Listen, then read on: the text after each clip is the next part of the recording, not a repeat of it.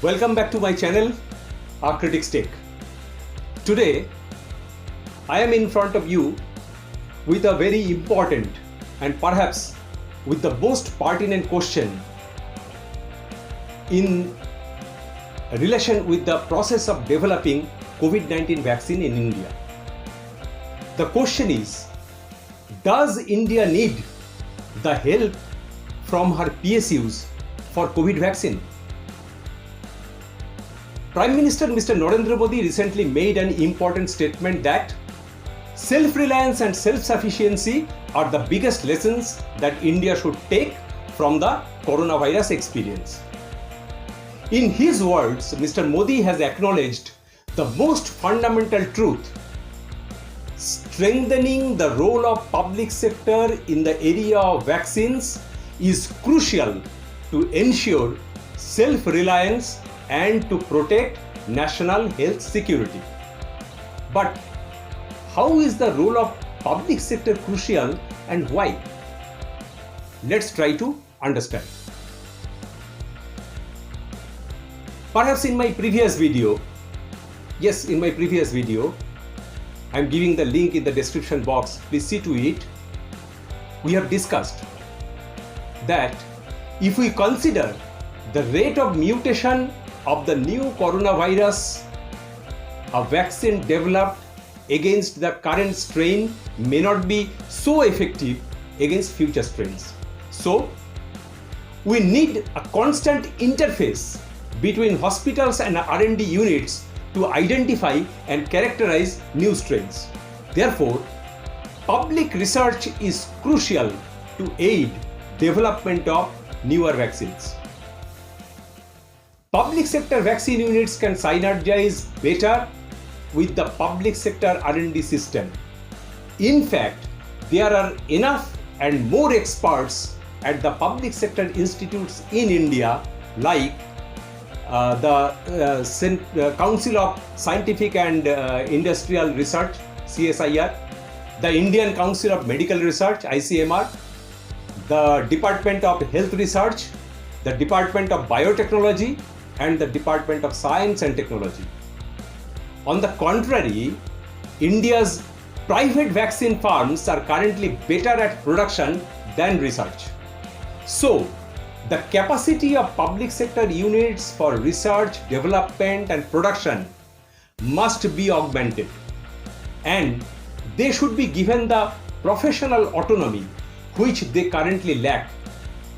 More funds for public health research and better hospital infrastructure will go a long way to create an enabling ecosystem.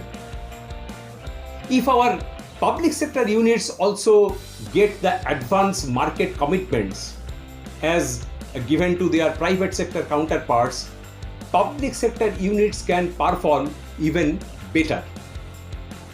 Ironically, at present, 80% of the Indian government's need for vaccines is met by private firms in India and abroad.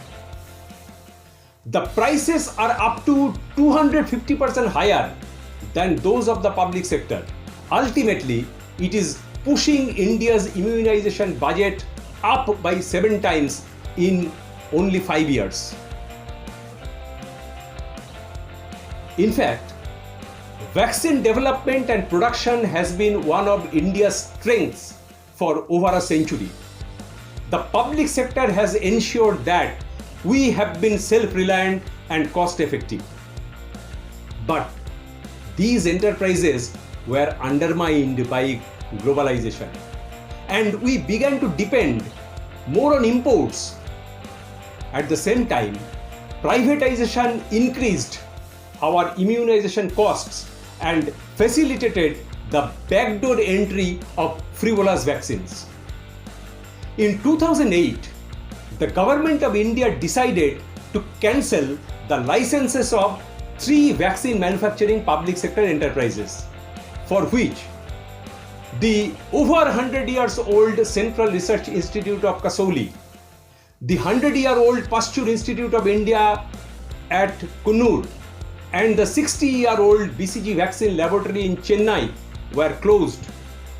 These public sector enterprises were ordered to suspend production for non-compliance with GMP certification, Good Manufacturing Practice certification. But these public sector enterprises were under the Ministry of Health and Family Welfare. So my question is, what was the Minister of Health and Family Welfare doing to ensure their compliance with the newer norms?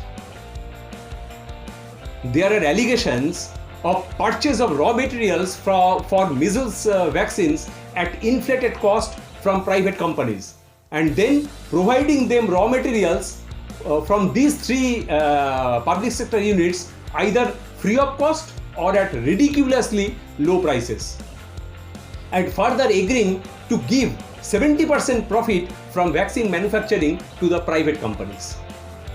Following public interest litigation in the Supreme Court and castigation by a parliamentary committee, these three suspended vaccine public sector units were reopened in 2012. These labs, along with the King Institute of Preventive Medicine and Research in Chennai, developed and produced vaccines against diphtheria, polio, tetanus, typhoid, smallpox, cholera, tuberculosis, Japanese encephalitis, and yellow fever, beside other diseases. Their work, together with 24 other such institutes around the country, made India a world's pioneer in vaccine development. The suspension of these three public sector units caused a vaccine shortage for years, and the private sector could not fulfill the demand even at higher prices. But the revived vaccine PSUs are not allowed to produce combination vaccines, which the government now prefers to buy. Moreover, new and unnecessary vaccines have entered into public immunization in place of essential vaccines. Some combinations are merely solutions looking for problems. On one hand, there is a shortage of essential universal vaccines which are having high demands.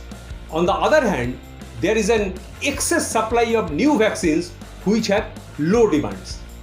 In fact, the choice of vaccines to pursue is mainly dictated by profits rather than by public health priorities. There are few examples to substantiate this claim. In 2015, the Japanese encephalitis outbreak claimed many lives in Uttar Pradesh only because of lack of a vaccine. India also recorded a shortage of yellow fever vaccines, which are mandatory for the travelers to Africa and Latin America. The Central Research Institute in Kasauli used to be the sole Indian manufacturer of both vaccines, and in those days there were no shortages.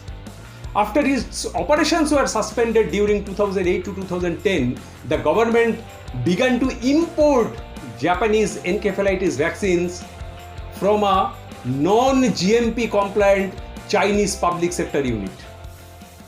Today, the coronavirus is a reminder of what can happen if India does not become self-reliant in matters of public health, and if India ignores the public healthcare sector. Fortunately, vaccine-capable public sector units can still help if we empower them immediately. The government of India must go back to its pre-liberalization days to become self-reliant in developing vaccine technology, and once again to become self-sufficient in vaccine production. It's time to stop thinking that investing to modernize the public sector units is a wasteful activity. Strong steps should be taken immediately to achieve self-reliance. Thus, we can conclude that India needs absolute support from her public sector units in developing, producing, and selling COVID-19 vaccine for the public health interest, for the low-cost vaccine available. Will this be appreciated at the highest level? We don't know. But let's mobilize public opinion in favor of this. And also, please stay tuned.